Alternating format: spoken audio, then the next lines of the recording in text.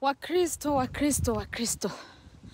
Mimi nashangaa sana na sisi Wakristo wa leo.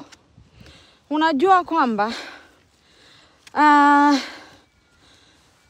kuna hali fulani ambazo zimeingia makanisani. Hata wapagani wanajiuliza, hawa ni Wakristo, mbona wanatufanana sasa?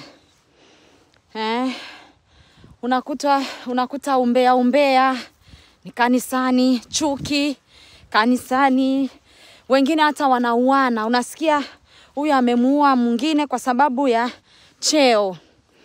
Hafu unajiuliza, kweli hii ni mwenendo ambao Wakristo wanatakiwa kuwa nayo? Kwa sababu Wakristo tumeitwa Wakristo kwa ajili ya Kristo Yesu. Na waliitwa hivyo kwa sababu walikuwa wakitazama Yesu hapo kale, wakati Yesu alikuwa na mitume. Wanaona kwamba mwenendo wa wale wafuasi wa Yesu ilikuwa inafanana na mwenendo wa Kristo. Lakini leo jamani, makanisani watu wanaogopana. Na watu wamekuwa na mioyo migumu. Hata kusamehe imekuwa vigumu. Jamani, unajua ndio kuna hali zingine zinafika kwenye maisha yetu ambazo hatakuwa tunatarajia. Na kumsamehe mtu haisemi kwamba lazima uwe rafiki na huyo mtu, hapana. Unaweza ukamsamehe mtu na ukakaa lakini mbali naye, kwa sababu tayari umemjua, unajua hali ya huyo mtu, unajua moyo wake kwamba huyu ni mtu wa kuumizana tu. Huyu ni mtu wa kutaka tu watu wagombane. Sasa na kuepuka hayo yote, unajiweka mbali na huyo mtu, lakini si kusema kwamba umchukie. Unaweza kusamehe mtu bila kumchukia na ukakaa mbali na yeye.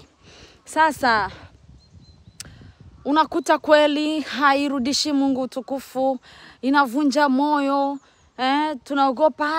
Tunaogopa kwenda makanisani. Yani unakuta ni vurugo. Hata watu wa mataifa ambao hawamjui Kristo, hakuna kitu ambacho kinawaonyesha kwamba ama kinawahubiri eti wakuje waungane na sisi kwa ajili ya kujenga mwili wa Kristo. Jamani, ninawasihi sana wapendwa wa Bwana, upendo wa Kristo tumeutia wapi? Neno la Mungu linasema kwamba amri kubwa ambayo Mungu ametuachia ni amri ya upendo. Tupendane kama vile Kristo alivyopenda kanisa, kama vile Kristo alivyotupenda. Lakini sasa mbona magombano kati yetu? Mbona chuki? Mbona hatueleweki? Hata najua Mungu anakaa anatushangaa, wanamwabudu nani hawa? Wanamniabudu mimi Mungu ama